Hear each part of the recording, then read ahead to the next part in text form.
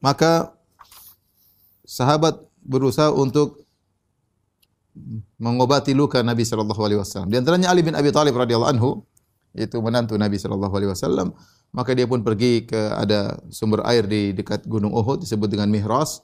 Kemudian dia ambil air tersebut, dia taruhkan di dirqatihi, yaitu di perisai beliau yang terbuat dari kulit, dia bawa kepada Nabi sallallahu alaihi wasallam, dan Nabi ketika ingin minum air tersebut ternyata airnya ada bau yang tidak enak.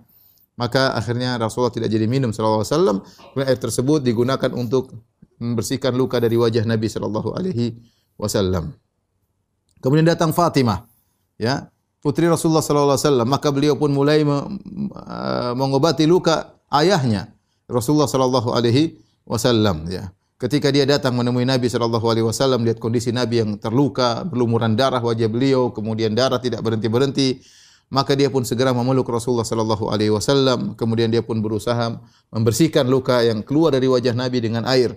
Ternyata luka darah tersebut tidak berhenti. Darah tersebut tidak berhenti. Kemudian akhirnya Fatimah radhiyallahu taala anha mengambil qit'ah min hasir, yaitu semacam sajadah yang terbuat dari tumbuhan hasir, ya, semacam tikar, ya, terbuat dari tumbuhan, kemudian dia ambil, kemudian dia bakar sampai menjadi debu. Setelah menjadi debu, kemudian dia ambil debu tersebut, dia tempelkan di luka Nabi sallallahu alaihi wasallam, akhirnya darah berhenti. Darah berhenti. Ketika itu Nabi sallallahu alaihi wasallam, ya, ketika darah keluar dan Nabi membersihkan darah dari wajahnya, Nabi berkata, ya, kaifa yuflihu qaumun shajju nabiyahum wa kasaru rubaiyatahu wa huwa yad'uuhum ila Allah. Bagaimana suatu kaum akan beruntung, kaum yang melukai nabi mereka dan mematahkan gigi nabi mereka, padahal nabi mereka menyuruh mereka kepada Allah Subhanahu wa taala. Nabi kayaknya kaum seperti ini susah. Ini perasaan Nabi sallallahu alaihi wasallam. Artinya kaum seperti ini bagaimana mau dapat keberuntungan sementara mereka melukai Nabi. Nabi tidak cari apa-apa dari mereka. Nabi berharap mereka masuk Islam, tapi mereka membalas kebaikan Nabi dengan melukai Rasulullah SAW dengan darah yang keluar dari wajah beliau tidak henti-hentinya.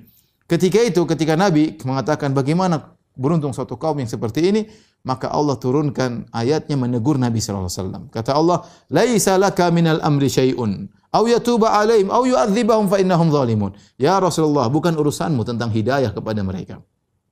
Apakah Allah menjadikan mereka bertobat suatu saat, atau Allah mengazab mereka karena mereka zalim? Itu urusan Allah Subhanahu wa taala. Jadi Allah menegur Nabi, jangan mengatakan bagaimana mau beruntung kaum seperti ini, karena hidayah urusan Allah Subhanahu wa taala. Ya, akhirnya dalam riwayat yang lain Nabi kemudian sallallahu alaihi wasallam berkata, "Rabbighfir liqaumi fa innahum la ya'lamun." Ya Rabbku, ampunilah kaumku, sungguhnya mereka tidak tahu. Sungguhnya mereka tidak tahu. Tapi intinya ini dalil bahwasanya hidayah di tangan Allah Subhanahu wa taala. Dan ini kita mengambil pelajaran yang banyak. Bahwasanya Rasulullah SAW bukanlah Tuhan. Beliau adalah seorang nabi, ya. Beliau bisa terluka, ya. Beliau bisa dicelakakan oleh musuh-musuhnya.